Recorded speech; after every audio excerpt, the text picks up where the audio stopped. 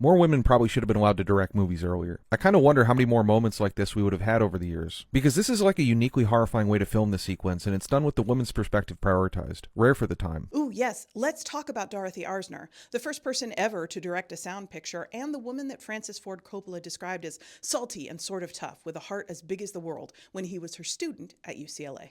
Welcome back to Yesterqueers. My name's Amanda, and I'm a public historian of queer history. The most prolific female director in Hollywood history was a lesbian who was also the first woman ever to join the Directors Guild, the first person ever to be credited as an editor on a film, the first person to direct a talkie for Paramount, and the only woman to work as a director within the studio system during the golden age of Hollywood. Oh, and she also invented the boom mic. Dorothy ARZNER was born in San Francisco in 1897, but her family moved to Los Angeles after the Great San Francisco Quake of 1906, and her father opened a restaurant called the Hoffman Cafe and Grill, which became a Hollywood hotspot for stars like Mary Pickford and Douglas Fairbanks. Although she was steeped in Hollywood growing up, ARZNER had her heart set on becoming a doctor and enrolled at the University of Southern California, fight on, to study medicine after graduating high school. But according to ARZNER, after 2 years of study and a few summer months in the office of a fine surgeon and meeting with the sick, I decided that was not what I wanted. I wanted to be like Jesus, heal the sick and raise the dead instantly, without surgery, pills, etc. So ARZNER found herself at loose ends. The film industry was desperately in need of workers after the double blow of World War I and the flu pandemic, and a friend thought she'd be well suited to it. So in ARZNER's words, that friend dropped her off at the gates of the Paramount lot and wished her luck. ARZNER talked her way into a meeting with William DeMille, brother of Cecil B. DeMille, and then spent a week shadowing various productions to figure out what she might like to do.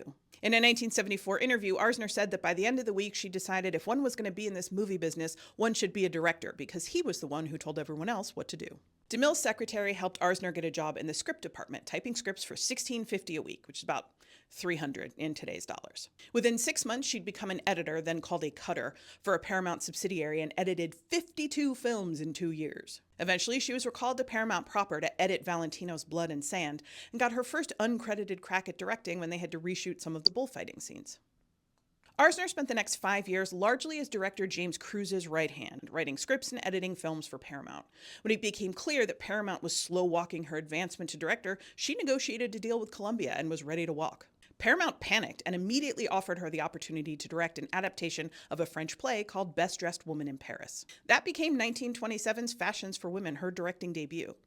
It was a success, and ARZNER went on to direct 3 more silent films for Paramount before being entrusted with their first talking picture, 1929's The Wild Party, starring Clara Bow and Frederick March, a remake of a film that ARZNER herself had edited.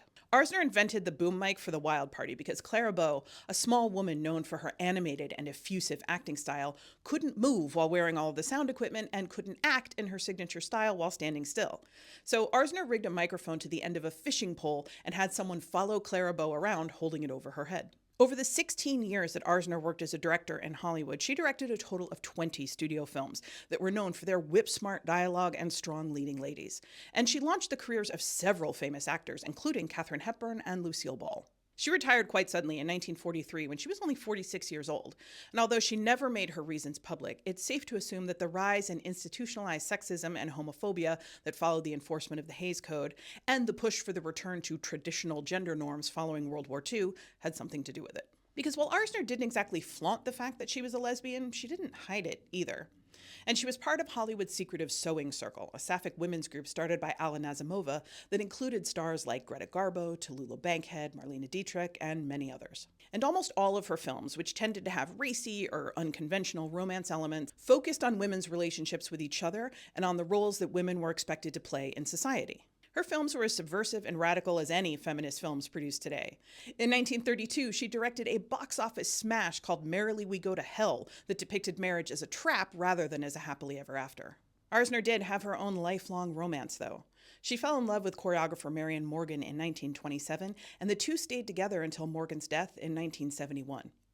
They had what we would probably call an open relationship today, as ARZNER was also linked romantically with other members of the Sewing Circle like Alla Nazimova, Billy Burke, and possibly both Joan Crawford and Katharine Hepburn. After her retirement from studio films, ARZNER stayed in the industry. She directed dozens of commercials for Pepsi starring Joan Crawford. She worked as a producer and as an educator, both at the Pasadena Playhouse and at UCLA's School of Theater, Film, and Television, where she taught the next generation of great filmmakers, including Francis Ford Coppola. Dorothy ARZNER died in 1979 at the age of 82.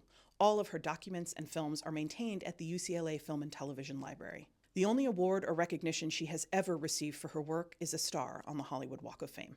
That's it for today. As always, more information, including sources and further reading, is available in the usual place.